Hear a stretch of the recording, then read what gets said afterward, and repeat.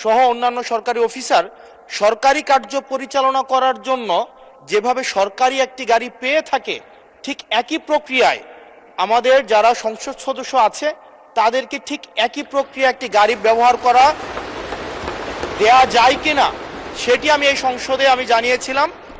মাননীয় সদস্যবৃন্দ, আজ কার্যপ্রণালী বিধির ৭১ বিধিতে জরুরি জনগুরুত্বপূর্ণ মিস্টার আবুল হাসনাত আব্দুল্লাহ, মাননীয় সদস্য কিছু বলবেন? ব্যক্তিগত কৈফিয়ত বলুন, সংক্ষেপে বলবেন। ধন্যবাদ মাননীয় স্পিকার। ত্রয়োদশ জাতীয় সংসদ গঠিত হওয়ার পর সরকারি দল এবং বিরোধী দল প্রত্যেকেই একটা কমিটমেন্ট দিয়েছে, বহুদিনের প্রচলিত যে ট্যাক্স ফ্রি গাড়ি এবং প্লট আমরা নিব না, এই বিষয়ে আমরা সিদ্ধান্ত নিয়েছি। এবং গতকাল এই বিষয়টিকে সমর্থন জানানো পূর্বক আমি এই সংসদে একটা বক্তব্য প্রদান করি, যেটি আজকে বিভিন্ন মিডিয়াতে এটা একটা বিভ্রান্তি ছড়ানো হয়েছে।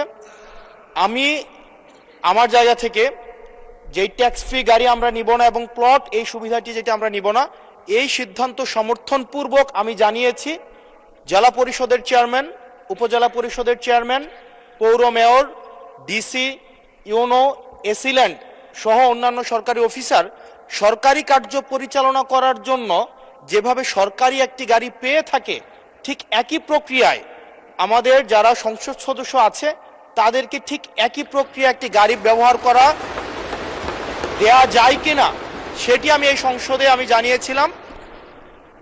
সরকারি মালিকানাধীন একটি গাড়ি যতদিন পর্যন্ত এমপি থাকবেন ঠিক ততদিন ব্যবহার করবেন এবং সেটির জন্য কিন্তু এক্সট্রা খরচও লাগবে না, কারণ আমাদের এই সংসদ সদস্যদেরকে কিন্তু ইতিমধ্যে ৭০,০০০ টাকা কিন্তু গাড়ি মেনটেনেন্স করার জন্য দেওয়া হয়।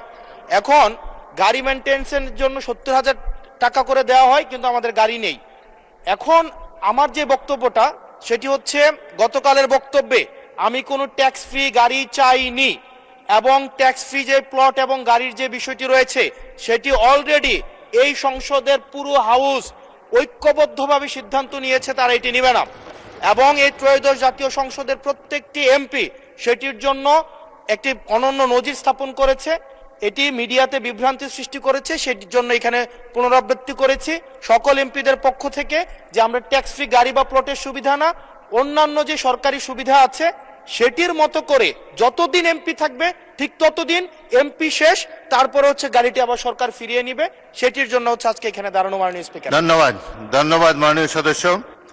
বিষয়টি ইতিপূর্বে ক্লিয়ার করা হয়েছে এবং আমার মনে হয় সংসদ সদস্যগণ ট্যাক্স ফ্রি গাড়ি এবং প্লট না নেওয়ার যে সিদ্ধান্ত গ্রহণ করেছে এটি দেশবাসী তাকে অভিনন্দন জানিয়ে